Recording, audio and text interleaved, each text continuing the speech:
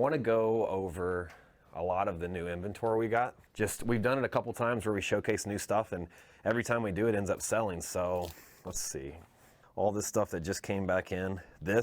You guys saw this in our llast video. This is the daydate 40 in white gold with a meteorite diamond dial and a diamond bezel. We sold this watch new last week, and the guy wore it and decided he was buying a house, sold it back to us. So we have this back in stock. It is pre-owned, still in mint condition, and I believe we're asking $75,000. We got in a Patek Philippe Nautilus 5711. This is a December 2020 card. Sat in the safe the whole time, so I'm gonna call it a slider. It's still brand new, but I know the guy, he told me he wore it once and wore it home. So it's a slider. We have another platinum daydate with the ice blue baguette diamond dial. This is brand new 2022. We're asking $88,000 on that. We have several of the GP skeletons that came back. I also just got oh, look at that. This is serial, can you zoom in right there where it shows serial number 1? This is the one that was my personal serial number 1. I sold this during the buyback program. So here's another learning lesson, and to show that I keep my word. I sold this for $100,000 back, it'll be 6 months ago in 2 weeks. And I offered the guy a buyback of $120,000.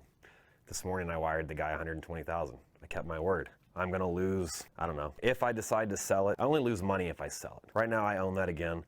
If I decide to sell it, I may lose 40, 50, 60 grand. It is what it is, but that is the first watch of the buyback program that I have bought back, because it was also the first one I sold.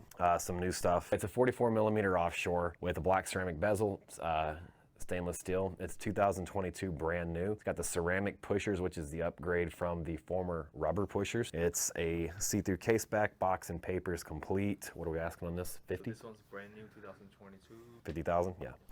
We also have, this is pretty cool. I haven't seen this one in person before. This is a daydate 41 in yellow gold. It has a factory, actually, did we determine this was factory? It is factory diamond, yes. But somehow the old card, they never say BRB or TBR. What year is this one? 2012.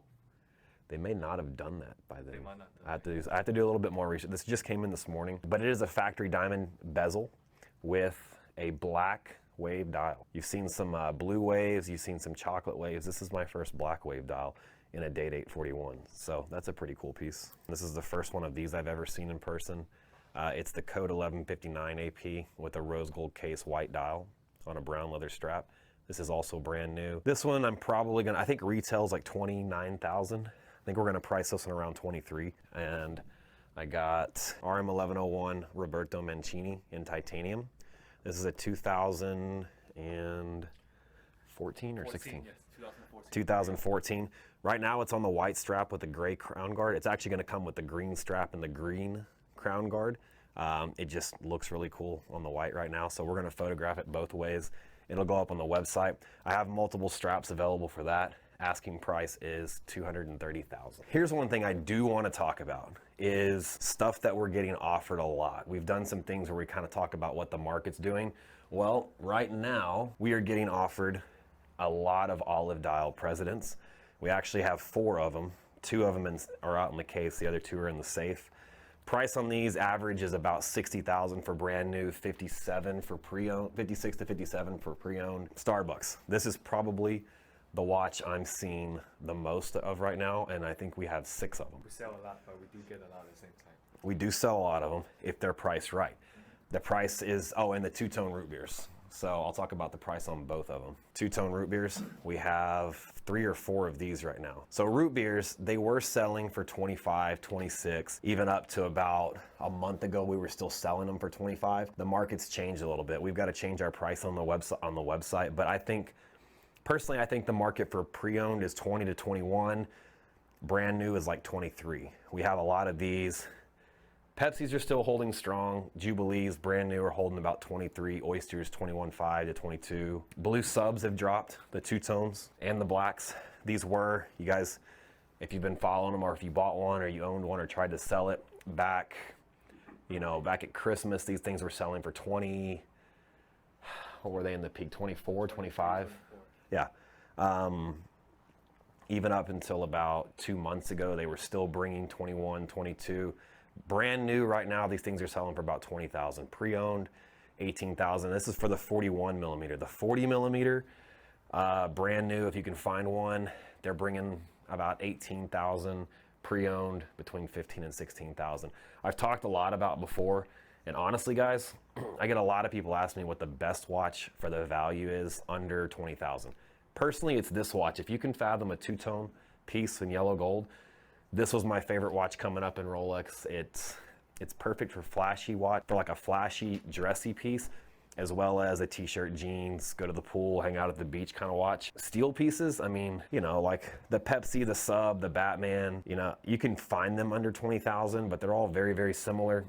I personally think you get a lot more watch for this. And if I were gonna choose a first watch under 20,000, I would go with the discontinued 40 millimeter version of this. Try to find a pre-owned one around 15,000. That's a solid buy. Oh, here's another one I get asked a lot. A lot of you guys are getting offered date just 41s at retail. Now, back at Christmas, we told you guys to buy everything out there, every single date just, everything, because every bit of it was trading under retail. Now, I'm getting a lot of people that are getting offered the smooth bezels, which are the 126-300s.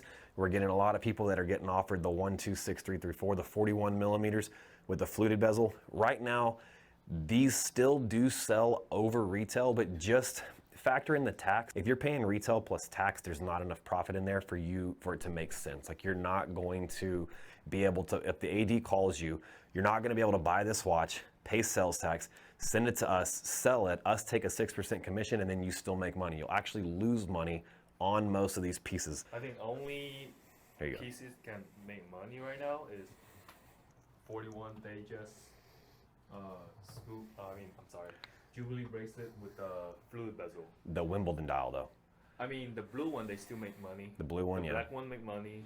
But if they add tax, and then they sell to, and they consign it with us, and then we take 6% off. Let's say it sells for 12,000. They still make a couple $100s. Okay, but the point is, you can make a couple $100s, but buying it just to try and start that relationship, that's, I guess, what I'm leaning towards. I get a lot of clients now that are going in, they are trying to start the relationship with an AD, you know, buy a piece, try not to lose any money to build that relationship and get more pieces.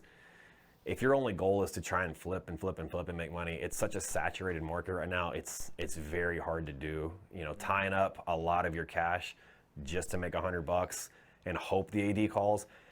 I'm not seeing it happen anymore. It's just kind of a saturated. But if you get offered a Wimbledon dial, that is a safe buy. If you get offered something that's like the silver dial, the black dial, the white dial, and you're having to pay tax, you're not going to make any money.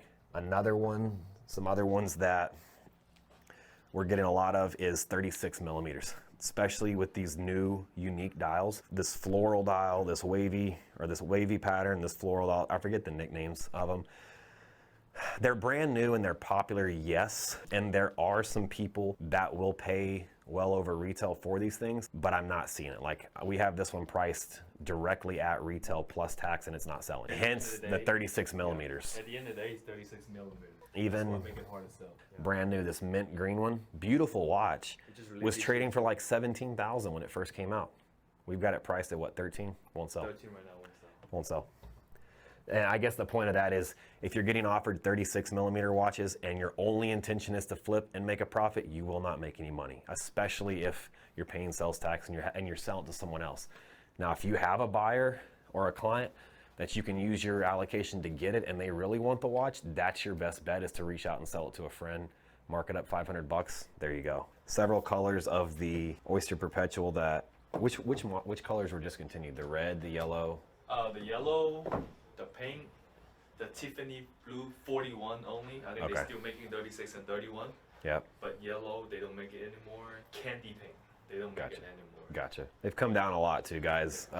We still have a few people offering us the Tiffany blue ones at 30,000, 35,000. They're not bringing those numbers right now. These are what, mid-20s? 28.5. We're listing for 28.5. 28.5, okay. No interest. Yeah, it's a mid-20s watch, personally. At the end of the day, it's a $6,000 retail price. Right.